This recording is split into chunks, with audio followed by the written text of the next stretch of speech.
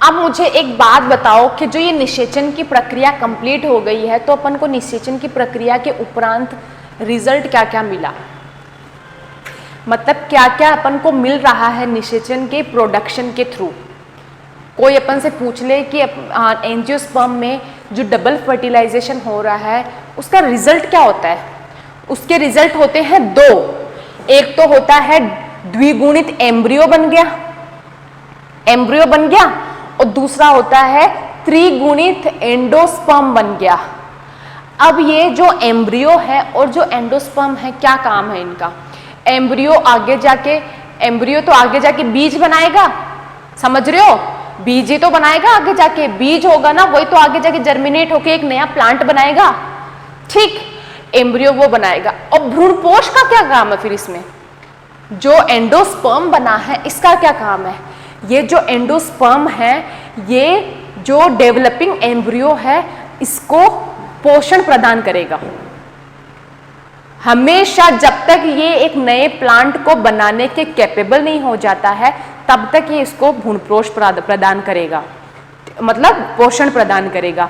तो एक बात बताओ बच्चों, अब अपन को नेक्स्ट स्टेप में भ्रूण का परिवर्धन पढ़ना चाहिए या फिर भ्रूणपोष का परिवर्धन पढ़ना चाहिए, मतलब किसकी प्रक्रिया पहले पढ़नी चाहिए। आपका दिमाग क्या बोलता है कि अगर मैं बोल रही हूं कि भ्रूण के परिवर्धन के लिए सबसे पहले एंडोस्पर्म जो बन रहा है वो अपना पोषण पूरा उसको दे देगा, तो अपन को डायरेक्टली अपन को सबसे पहले अपन को भ्रूणपोष का परिवर्धन पढ़ना चाहिए, एंडोस्पर्म का परिवर्धन पढ़ना चाहिए। अगर वो डेवलप हो जाएगा तभी तो जाके वो एम्ब्रियो को पोषण देगा। तो अब अपना नेक्स्ट स्टेप है development of embryo sperm, endosperm, भ्रूणपोष का परिवर्धन। अब एक बात बताती हूं मैं आपको, जो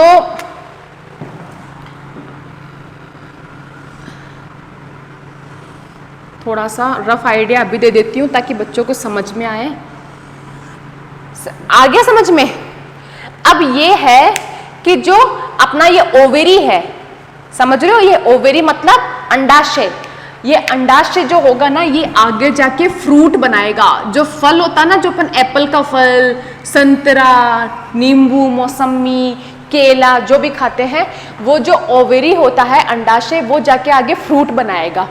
और जो यहाँ पे ओव्यूल है, ओव्यूल कौन सा है, ये जो बीजांड, ये जो बीजांड जिसके अंदर सारी संरचनाएं हो रही है, ठीक, ये जो ओव्यूल है, ये ओव्यूल आगे जाके क्या बनाएगा, ये बीजांड आगे जाके बीज बनाएगा, बीजांड आगे जाके बीज बनाएगा, आगे जाके कब, डेवलपमेंट में, परिवर्धन में, जो मैं एक्सप्लेन करूंगी अभी। अब मैं मिटा रही हूं इसको। भ्रूणकोश में प्रवेश के बाद समझ में आ गया, फिर नर युग्मक अंदर जाएंगे और अंदर जाके फर्टिलाइज कर देंगे, ठीक।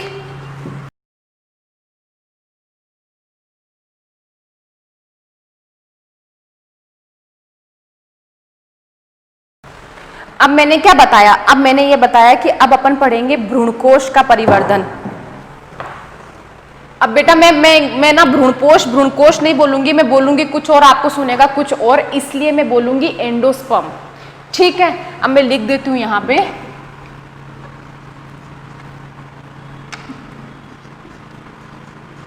भ्रूणकोश का परिवर्धन, ठीक। अब ये बेटा तीन तरीके से होता है। जो अपना एंडोस्पर्म बन गया था ना, जो त्रिगुणित संरचना थी, ट्रिप्लॉइड संरचना थी, ये तीन तरीके से अपना डेवलपमेंट दर्शाता है। तो तीनों तरीके में लिखती हूं। पहला तरीका होता है, बेटा इसको इंग्लिश में याद करना नाम को, पहला होता है न्यूक्लियर एंडोस्पर्म,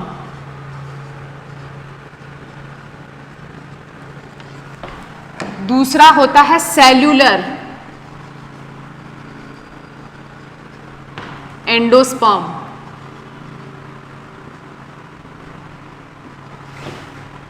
और तीसरा होता है हेलोबियल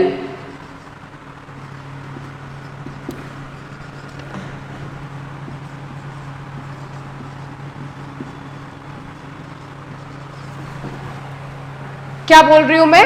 3 तरीके से डेवलपमेंट होता है भ्रूणपोष का। तो पहला है न्यूक्लियर, दूसरा है सेल्यूलर, तीसरा है हेलोबियल। तीनों में एकदम माइनर से डिफरेंस है, लेकिन वो डिफरेंस भी कभी कभार पूछ लिए जाते हैं, बहुत कम सा डिफरेंस है। बहुत पहला होता है कि जो प्राथमिक भ्रूणपोष कोशिका है, जिसको मैं देखो शॉर्ट में लिख रही हूं प्राथमिक भ्रूणपोष कोशिका, समझ जाओगे ना? मतलब प्राथमिक भ्रूणपोष कोशिका, जिसको अपन बोल देते हैं primary endosperm cell. Primary endosperm cell, ठीक है। इसमें पहला विभाजन जो होगा ना, वो मुक्त केंद्र के विभाजन होगा। मुक्त केंद्रकीय विभाजन। अब ये जो मुक्त केंद्र के विभाजन होगा, जिसकी वजह से एक बार में बहुत सारे केंद्रक बन जाएंगे, बस खाली केंद्रक ही बनेंगे। अब केंद्रक बनने के बाद में इस संरचना को क्या बोल देंगे अपन? बहुकेंद्रकीय संरचना। बहुकेंद्र की संरचना। अब उस बहुकेंद्र की संरचना में फिर क्या होगा? साइटोकाइनेसिस। साइटोकाइनेसिस मतलब कोशिका द्रव्य विभाजन। साइटोकाइनेसिस। अब इस साइटोकाइनेसिस की वजह से बनेगा बहुकोशिकीय संरचना। बहुकोशिकीय संरचना। अब आपके एनसीईआरटी में ना ऐसे मेंशन है, एंड कोशिका और इधर द्वितीय केंद्रक, इसमें फ्री न्यूक्लियर डिवीजन हुए, ऐसे बन गए, फिर ये सारे इधर इधर स्टेबल हो गए, है ना? इस तरीके से समझ लो, वरना इस तरीके से समझ लो, बातें दोनों बराबर है, ठीक। अब यहाँ पे ये जो होता है ना न्यूक्लियर एंडोस्पर्म, ये सबसे ज्यादा मिलता है बहुत, जो 90% एंजियोस्पर्मिक प्लांट होते हैं ना, 90% एंजियोस्पर्म में यही मिलता है। एंजियोस्पर्म कैप्सुला, एंजियोस्पर्म और कैप्सुला दोनों में यही मिलता है न्यूक्लियर तरीके का। अब अपन दूसरे में आते हैं। दूसरे में क्या होता है कि ये जो मुक्त केंद्रीय विभाजन है ना, ये एब्सेंट होता है। दूसरे में ये होता है जो प्राथमिक भ्रूणपोष कोशिका है,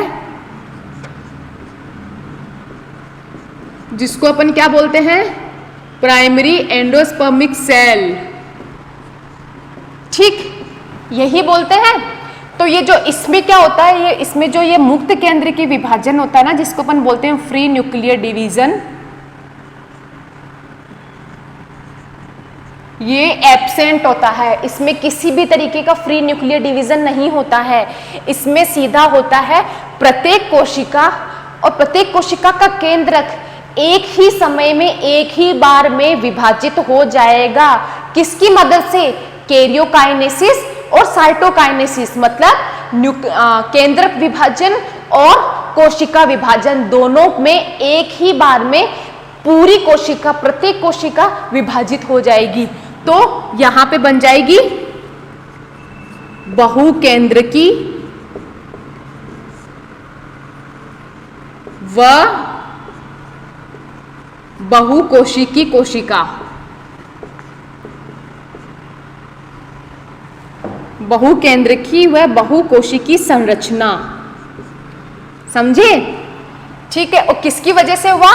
पहला हुआ कैरियोकाइनेसिस। कैरियोकाइनेसिस को बच्चा इंग्लिश हिंदी में बोलते हैं केंद्रक विभाजन। और दूसरा हुआ साइटोकाइनेसिस, जिसको बोलते हैं कोशिका विभाजन। ठीक है, आ रहा है समझ में? इसमें होता है मुक्त केंद्रीय विभाजन, जिसको बोलते हैं इंग्लिश में फ्री न्यूक्लियर डिवीजन। ये इसमें होता है, इसमें नहीं होता है। अब आते हैं अपन नेक्स्ट वाले में, हेलोबियल एंडोस्पर्म। हेलोबियल एंडोस्पर्म में क्या होता है? जो अपनी प्राइमरी एंडोस्पर्मिक कोशिका है ना, इसमें विभाजन होता है पहले असमान साइटोकाइनेसिस, असमान कोशिका विभाजन।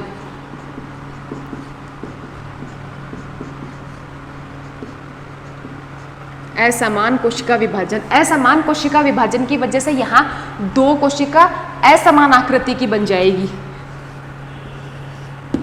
दो कोशिका असमान आकृति की बन जाएगी। अब इन दोनों कोशिकाओं में एक और कैरियोकाइनेसिस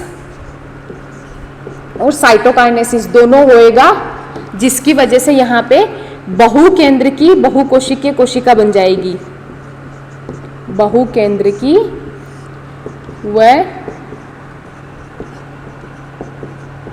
बहुकोशिकी संरचना। आई बात समझ में? इस तरीके से 3 मेथड बताए मैंने भ्रूणपोष के परिवर्धन के। अब मैम एग्जाम में क्या आता है, आप सीधे सीधे वो बताओ। ये तो मैं समझ में आ गया, एक में मुक्त केंद्र की हो रहा है, एक में मुक्त केंद्र की नहीं हो रहा, और तीसरे में तो सबसे अलग है, असमान कोशिका विभाजन हो रहा है, अनइक्वल साइटोकाइनेसिस। ठीक है, हम कर लेंगे याद। आप तो हमें ये बताओ कि एग्जाम में क्या आता है। तो बच्चा मैं एग्जाम में बता देती हूँ आपको। एग्जाम में आता है, अपन नारियल खाते हैं, अपन जो पूजा में नारियल चढ़ाते हैं वो खाते हैं, फोड़ते उसमें से पानी निकलता है।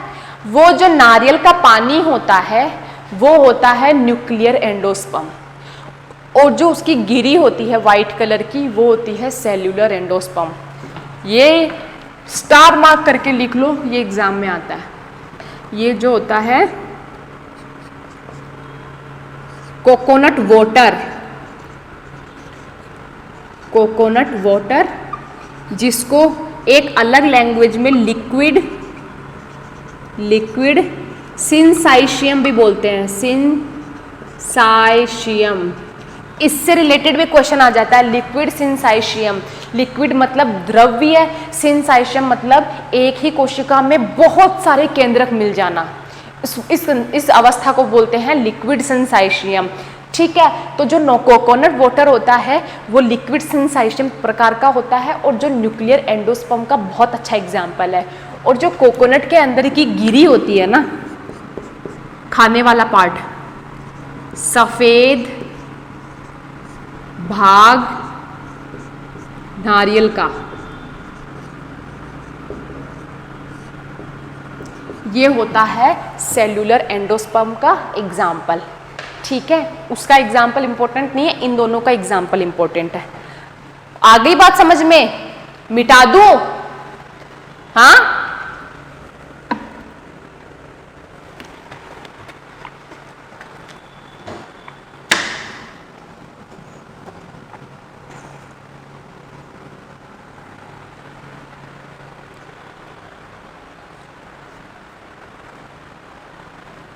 अब मैं तो इसके भी एक्सेप्शंस होते हैं। अब मैं थोड़े थोड़े एक्सेप्शंस बताती हूँ आपको। स्टार्टिंग के दो विभाजन देख के ही अपन बता सकते हैं कि अब जो एंडोस्पर्म का जो डेवलपमेंट होने वाला है वो किस तरीके का होने वाला है। क्या वो न्यूक्लियर होने वाला है, क्या वो सेलुलर होने वाला है, या फिर वो हेलोबियल होता है। क्यों? स्टार्टिंग में क्या होता है, स्टार्टिंग में ही अगर मुक्त केंद्रीय पहला ही डिवीजन हो जाता है तो अपन को समझ में आ जाता है वो न्यूक्लियर है। अगर वो मुक्त केंद्रीय ना होकर असमान विभाजन हो जाता है तो अपन को समझ में आता है वो हेलोबियल है। ये दोनों ना होके अगर प्रत्येक कोशिका प्रत्येक तरीके से वो साइटोकाइनेसिस और कैरियोकाइनेसिस दोनों साथ में कर लेती है तो अपन को समझ में आ जाता है वो बीच वाली कंडीशन है, that is cellular endospermic development. समझ में आई बात? तो एक्सेप्शंस में बताती हूँ कि कई होते हैं जिनमें एंडोस्पर्म जो होता है वो 2-1 तरीके का होता है। 2-1 तरीका समझते हो? अब तक मैंने बताया था 3-N मतलब त्रिगुणित। तो अगर किसी में अगर एंडोस्पर्म 2-1 स्ट्रक्चर का हो तो वो एक्सेप्शन हो गया। तो ये 2-1 एंडोस्पर्म किस में मिलता है? ये मिलता है ओइनोथेरा में,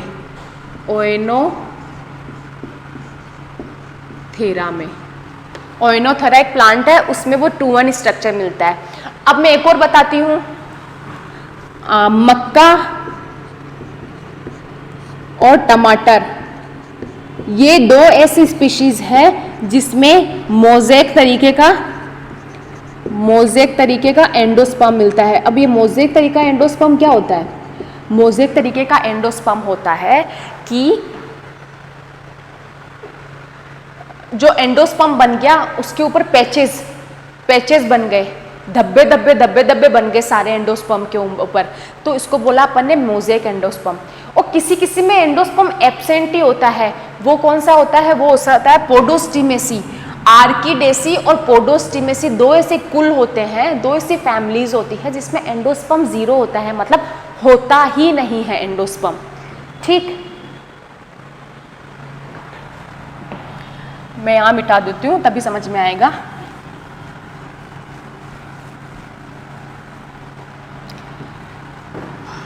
एंडोस्पर्म एब्सेंट किसमें, पोडोस्टिमेसी और आर्किडेसी।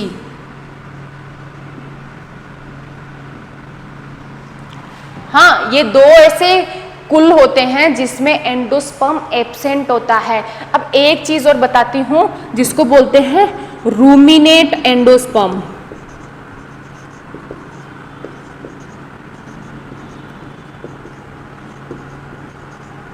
रूमिनेट एंडोस्पर्म होता है ना, वो अपना मिलता है पान की सुपारी में, सुपारी होती है ना पान के अंदर, उसमें मिलता है। और रूमिनेट एंडोस्पर्म क्या होता है, एंडोस्पर्म उबड़ खाबड़ होता है, फ्लैट स्ट्रक्चर नहीं होती है, बाहर उबड़ खाबड़ स्ट्रक्चर होती है, उसको बोलते हैं रूमिनेट एंडोस्पर्म।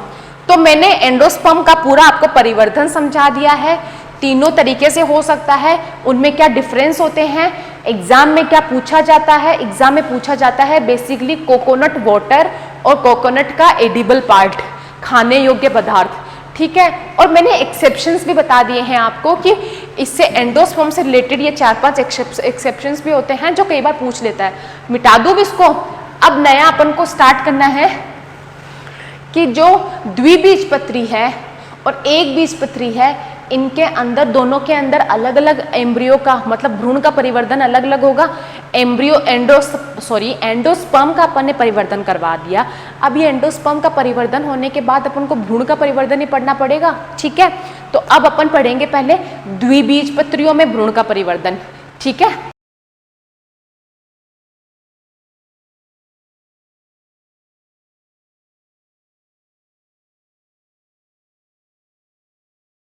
द्विबीजपत्री भ्रूण का परिवर्तन अब अपन स्टार्ट करते हैं। द्विबीजपत्री को डाइकोट बोलते हैं, मोनोबीजपत्री को एक बीजपत्री को मोनोकोट बोलते हैं।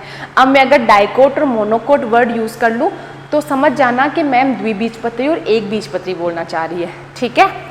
अब अपन स्टार्ट करते हैं कि अपना एम्ब्रियो बन गया था, भ्रूण बन गया था, जो कि 2-1 स्ट्रक्चर था।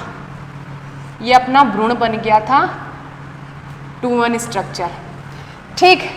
ये भ्रूण अभी भ्रूणपोष में ही है, एम्ब्रियो सेक में है ना। अब होगा कि इसके ऊपर ये रेस्टिंग मतलब विश्राम अवस्था में है, अभी बन के स्थिर अवस्था में होगा। स्थिर अवस्था में होने का कारण ये है कि ये अभी अंदर अपने आप को पैम्पर करेगा, अभी अपने आप को सारे कोशिका द्रव्य को संलयित करेगा, अपने आप को तैयार करेगा आगे के विभाजन के लिए, ठीक है। इसलिए वो विश्राम अवस्था में है। तो विश्राम अवस्था में ये क्या करेगा, ये अपने बाहर एक लेयर बना लेगा, पतली लेयर बना लेगा, जो रेजिस्टेंट लेयर है, प्रतिरोधी परत बनती है, जिसको बोलते हैं ऊस्पोर। ऊस्पोर इंग्लिश में बोलते हैं, और निषिक्तांड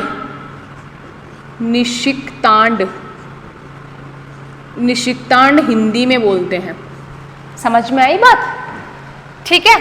तो ये हो गया, ऊस्पोर बना लिया इसने। अब ऊस्पोर बनाने के बाद जब इसको फेवरेबल कंडीशंस मिली, मतलब इसको लगा कि हाँ अब मैं डिवीजन कर सकता हूँ आगे, तो फेवरेबल कंडीशंस में ये फेवरेबल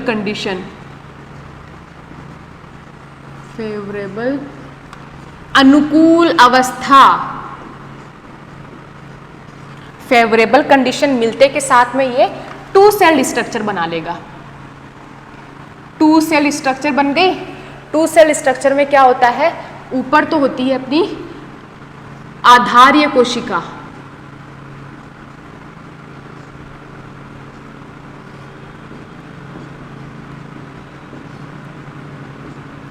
ये आधार्य कोशिका होती है माइक्रोपाइल एंड पे, मतलब बीजांड द्वारीय एंड पे होती है ये आधार्य कोशिका। बीजांड द्वारीय एंड कैसे बोल रही हूँ मैं, कैसे बोल रही हूँ मैं, क्योंकि ये परिवर्तन अभी कहाँ हो रहा है, ये भ्रूण कोश के अंदर हो रहा है। भ्रूण कोश अभी बीजांड के अंदर ही है। तो बताए थे ना मैंने, दो एंड होते हैं, एक तो निभागीय द्वार होता है, एक बीजांड द्वारीय द्वार होता है। तो ये जो आधार्य कोशिका है ना, ये बीजांड द्वारीय द्वार की तरफ बना है, लेकिन मैंने क्या इसको उल्टा बना दिया, क्योंकि आगे की प्रोसेस अभी समझ में आएगी कि जब बड़ी सस्पेंसर कोशिका बनेगी ना, तब समझ में आया कि मैम ने इसको उल्टा क्यों बनाया था। और नीचे की जो कोशिका होगी इसको बोलेंगे अपन भ्रूणीय कोशिका।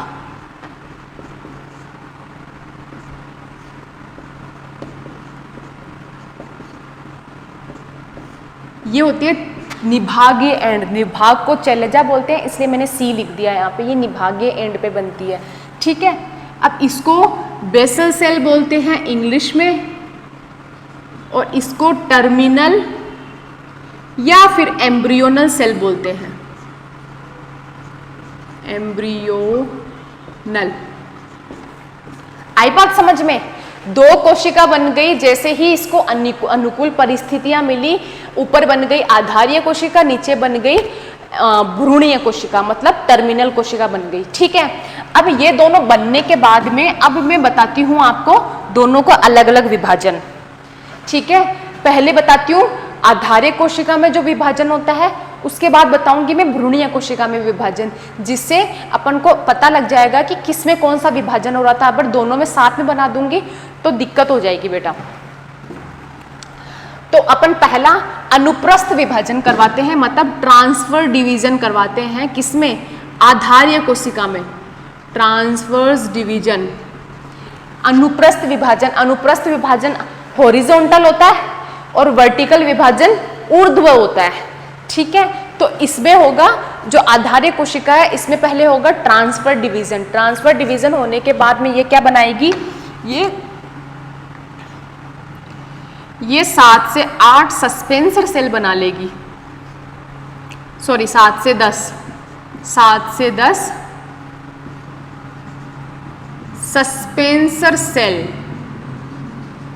सस्पेंसर सेल को हिंदी में बोलते हैं निलंबक कोशिका।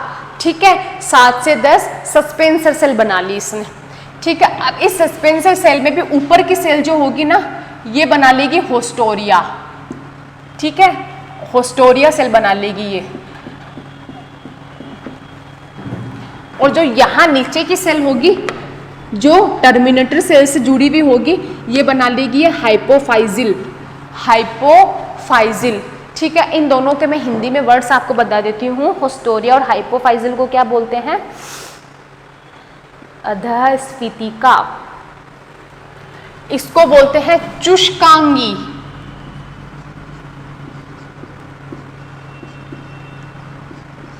चुष्कांगी सेल, और इसको बोलते हैं अधस्फीतिका। अधस्फीतिका।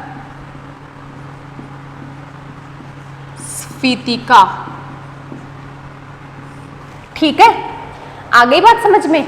ये बन गई जो अपनी आधार्य कोशिका थी, उसमें पहला डिवीजन जो हुआ, अनुप्रस्थ विभाजन जो हुआ, उसकी वजह से ये कोशिका बन गई। अब ये कोशिका बन के यहीं पे खत्म हो गई, मतलब यहीं पे रुक गया इसका डिवीजन। अब अपन दूसरा डिवीजन करवाते हैं भ्रूणीय कोशिका के अंदर। भ्रूणीय कोशिका के अंदर ट्रांसफर डिवीजन ना होके वर्टिकल डिवीजन होता है। ये याद में रखने वाली बात है कि आधार्य कोशिका में पहला विभाजन अनुप्रस्थीय होता है, और ये जो भ्रूणीय कोशिका है, इसमें पहला विभाजन ऊर्ध्व होता है। बात आ गई समझ में? ठीक है, तो अपन इसमें करवाते हैं ऊर्ध्व विभाजन। अब ऊर्ध्व विभाजन की वजह से क्या होगा, ये दो कोशिकीय बन गया, इसको बोलेंगे टू सेल्ड प्रोएम्ब्रियो कंडीशन, है ना? इसको बोलेंगे टू सेल्ड प्रोएम्ब्रियो। ये बन गई, यहां समझ में आ गया? ये है अपनी ये वाली कोशिका, और जो ये अधस्फीतिका से लेके चुष्कांगी कोशिका तक है अपनी आधार्य कोशिका। ठीक है, यहाँ तक समझ में आ गया। अब बेटा मैं आगे जो मैं यहाँ तक बनाऊंगी ना, सारे विभाजन बनाऊंगी, वो मैं इसको बनाऊंगी, लंबा लंबा बनाऊंगी, बहुत टाइम वेस्ट होगा। आप समझ जाना कि ये तो एज इट इज है, जैसा मैम ने बनाया है ये तो एज इट इज है। मैम इसका विभाजन बता रही है केवल, लास्ट में मैम जाके जोड़ देगी दोनों को, ठीक है ना। अब वापस एक विभाजन होगा जो ट्रांसवर्स विभाजन होगा, ट्रांसवर्स डिवीजन। वापस जो विभाजन होगा वो ट्रांसवर्स डिवीजन होगा। तो मैं ये अधस्फीता और ये जो सस्पेंसर है ये ऐसे बना रही हूं, लेकिन मैं इसको बता रही हूं, ये बन जाएगा 4 सेल्ड स्ट्रक्चर, 4 सेल्ड, ठीक है 4 सेल्ड बन गया। क्या हो गया, आज इंक नहीं है, बन गया। अब इस 4 सेल्ड में वापस विभाजन होगा, एक और वापस विभाजन होगा, तो ये 4 का 8 हो जाएगा।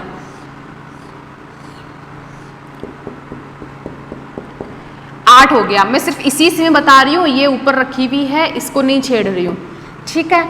अब ये जो 8 सेल स्ट्रक्चर बनी है, 8 सेल्ड स्ट्रक्चर, अब ये जो 8 सेल स्ट्रक्चर है इसके अंदर वापस विभाजन होगा, तो ये जो 8 सेल स्ट्रक्चर है ये हार्ट शेप स्ट्रक्चर बना लेगी।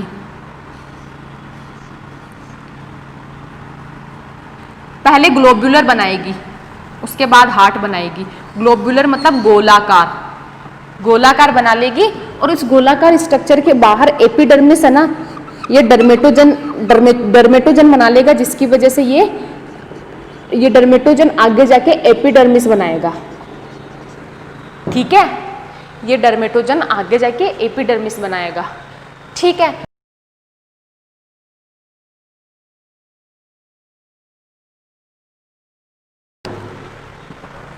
ये है अपनी ग्लोब्यूलर स्टेज,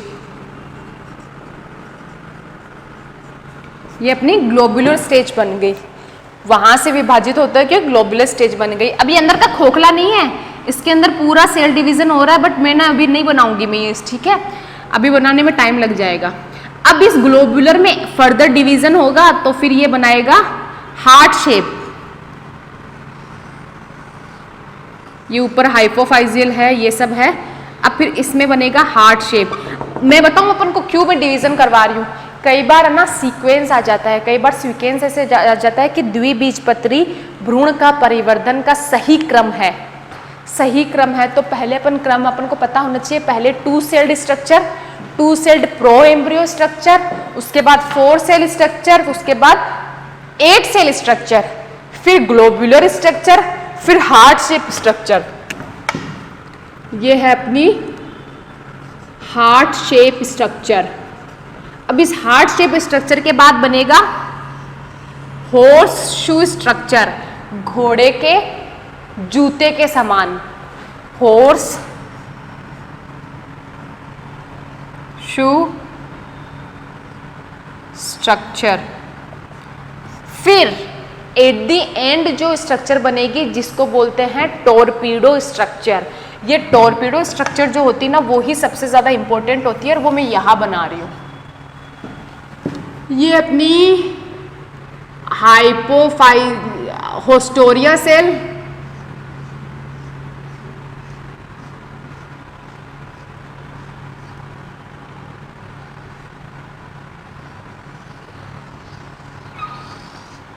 ये है अपनी टॉर्पीडो स्ट्रक्चर, ठीक है। अब इस टॉर्पीडो स्ट्रक्चर की नेमिंग कर देते हैं। नेमिंग करने के लिए अपन को क्या करना पड़ेगा, ये तो अपना था होस्टोरिया,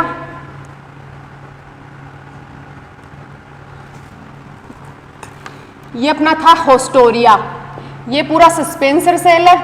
सस्पेंसर सेल के ये जो यहाँ पे जॉइंट हो रहा है, इसको बोल दिया था अपने हाइपोफाइजिल, बोला था हाइपोफाइजिल। हाइपोफाइजिल के बाद यहाँ पे बनेगी ये जो स्ट्रक्चर दिख रही है आपको, ये है रेडिकल। रेडिकल क्या होता है, रेडिकल को हिंदी में बोलते हैं मूलांकुर, मूल का निर्माण करने वाला अंकुर, मूलांकुर, ठीक है। ये है अपना मूलांकुर। और जो यहाँ है इसको बोलेंगे प्लूम्यूल, और ये प्लूम्यूल को क्या बोलते हैं हिंदी में? प्रांकुर। ये मूलांकुर, ये प्रांकुर, ये प्रांकुर, ये मूलांकुर। ठीक है, समझ में आ गई कंडीशन। और इधर ये जो अब ये दो तरीके के कोटिलेडीन बन गए, दो बीजपत्र बन गए, इसलिए इसको बोलते हैं डाइकोटिलेडीन। ये जो टॉर्पीडो स्ट्रक्चर बनी, इसके अंदर भ्रूण के परिवर्धन के बाद जो दो कोटिलेडीन बन जाते हैं, दो बीजपत्र बन जाते हैं, इसी की वजह से ही इनको डाइकोटिलेडीन बोलते हैं। तो ये बन गए दो कोटिलेडीन। इसको बोल दिया अपन ने, जो प्लूमूल के ऊपर है इसको बोल दिया अपन ने एपिकोटिल, एपिकोटाइल, और जो प्लूमूल के नीचे है, जो रेडिकल के पास में है, इसको बोल दिया हाइपोकोटाइल। ये जो एपिकोटाइल है वो ही आगे जाके प्लूमूल में टर्मिनेट हो जाएगा, मतलब वो ही जाके आगे प्रांकुर के साथ स्टेम बनाएगा, तना बनाएगा, और जो हाइपोकोटाइल है वो मूलांकुर के साथ संलयित होकर उसको पुश करके रूट बनाएगा। ठीक है, तो ये जो स्ट्रक्चर बताई है मैंने, ये होती है टॉर्पीडो स्ट्रक्चर, टॉर्पीडो स्ट्रक्चर। समझ रहे हो? इसको मैंने बोला है टॉर्पीडो स्ट्रक्चर। आ गई बात समझ में? आ गया? तो ये अपन ने पढ़ा द्विबीजपत्रियों में भ्रूण का परिवर्धन। ठीक है, चलो